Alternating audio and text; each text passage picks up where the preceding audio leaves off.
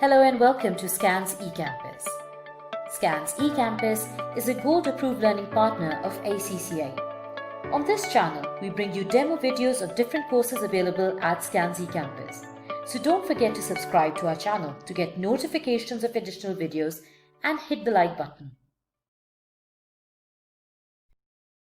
In this exam technique video of financial reporting, we are going to cover single entity accounts preparation. This is one of the questions that can come up in your constructed response questions. The knowledge check for attempting this kind of question is that you have to cover all the standards from the syllabus area B of your syllabus guide. This includes all the relevant ISS and IFRSs that are there in your exam. Coming to the type of questions that can come up in your exams with respect to final accounts, normally speaking, you have the trial balance available in the question, and along with that, there are some adjustments given. So you have to pick up the trial balance, make the relevant adjustments, and then make the final financial statement. Please remember, trial balance may be full or an extract may be provided of it. Then coming to the draft accounts, there have been questions where draft accounts have been provided and along with that adjustments are given.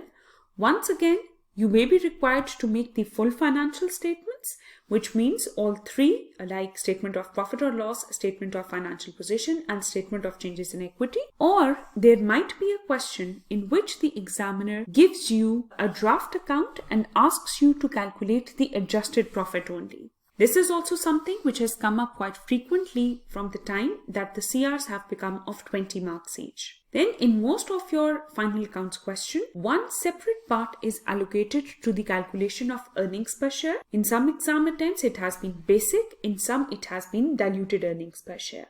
For solving this kind of CR question, the information that you have to pick up from the question is number one, the nature of the company, because it defines for you what is going to be included in its inventory, what is going to be its revenue, etc. Then you have to pick up the key dates in the question also, the most important one being the reporting date. So starting off with the reporting date, and then you have to see in the adjustments that what are the dates available and what is the time gap from the adjustments date and the reporting date. You have to pick up the items from the trial balance or the draft statement. That is going to be the base of your answer, as by picking them up and then placing them in your formats, you're going to get marks. Then you have to read the adjustments very carefully because they are going to be the main marks that are going to be allocated in the question. Always remember, your trial balance items are used only once in your financial statements. Whereas in case of your adjustments, you have to pass the double entries, and the adjustments are going to hit minimum two areas, a debit side and a credit side. Ultimately, at the end of the question, you should have used all elements given in the trial balance and all of the adjustments should have been utilized, and you should have been doing at least two adjustments for each information point that has been provided. Then making the link of the adjustments with the trial balance figures is very important. This is something you should do while planning your answer also. So read each and every adjustment and then link it to the relevant figure in the trial balance. So for example, you have a revaluation gain. So you need to go back and see in your financial statements the relevant cost and accumulated depreciation of that property and whether a previous revaluation reserve is existing or not. These adjustments are going to be from the standards, different standards that you have studied over the course of your syllabus. Now coming to answering the question given in your exam, first of all, read the question very carefully. Once you have read the question and you know precisely what statements are you required to make, start off with making the format of financial statements. Once you've made the basic format, then you can totally focus on the adjustments portion. In your exam, there are always going to be easy marks. Always focus on them. These are the marks that you can easily get just by picking up the figures from the trial balance and placing them in your final answer, or from the adjustments, picking up the relevant figures and just placing them in the relevant portions. So for example, if you're talking about closing inventory, a line may be given in the adjustments. You pick that figure up, you place one portion of it in your SOFP, current assets, one portion in closing inventory in P&L, and you may get easily 1 or 1.5 marks for it. Also, there might be some figures like cash or bank overdraft that you just have to pick up from the trial balance and place in your final statement of financial position and you may get 0.5 or 1 marks for it. So always focus in your exam on the easy marks because the examiner definitely has to give them. You need to pick them up first and then move towards the difficult adjustments. Pick up the figures from the trial balance. The first thing should be start placing them in the trial balance. Now in your computer-based exam environment, it is better that when you pick up a figure from trial balance, you put an equal to sign and then place them in your Excel sheet.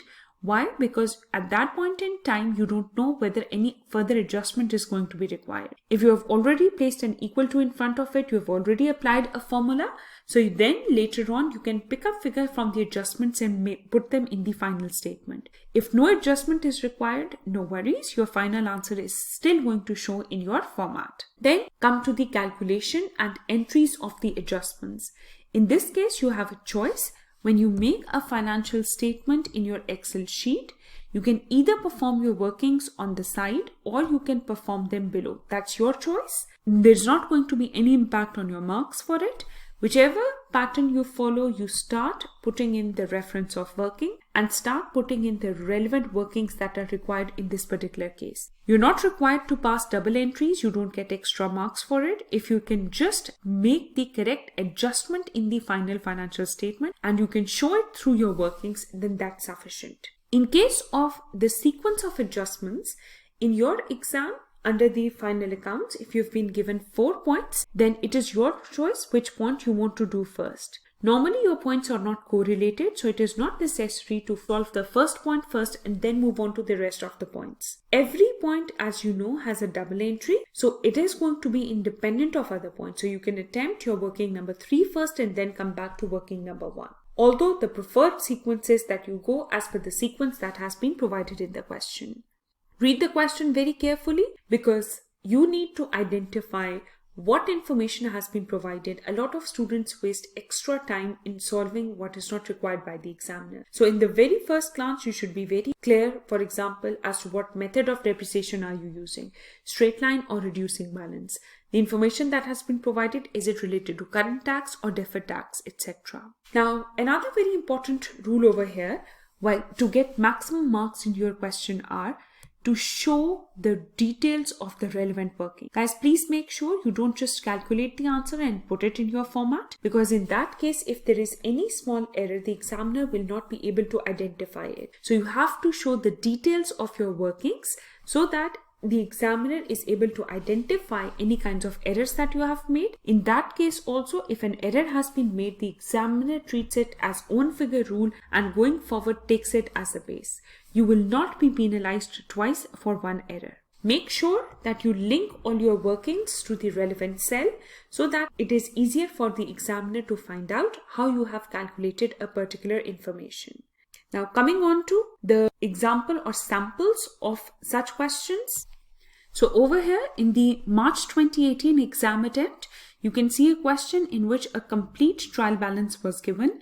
Always remember once again, these items are going to be used once in your financial statements, whereas the points that have been given over here, you're going to need to pass their double entries and 2 impacts are going to go everywhere. So you had the complete trial balance available, then the adjustments, and the question asks you to calculate the adjusted profit, make the statement of changes in equity and statement of financial position. Whereas if you see the exam question from June 2019 exam attempt, only an extract of trial balance has been provided. It is not the complete trial balance. Then the adjustments have been given and you're supposed to calculate or produce a statement of profit or loss and other comprehensive income.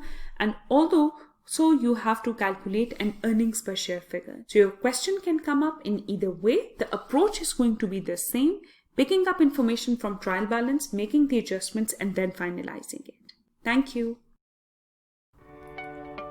If you like this video, visit our website www.SKANSECampus.com to purchase the complete course at affordable prices. Register today at no cost and access our free 10-day trial.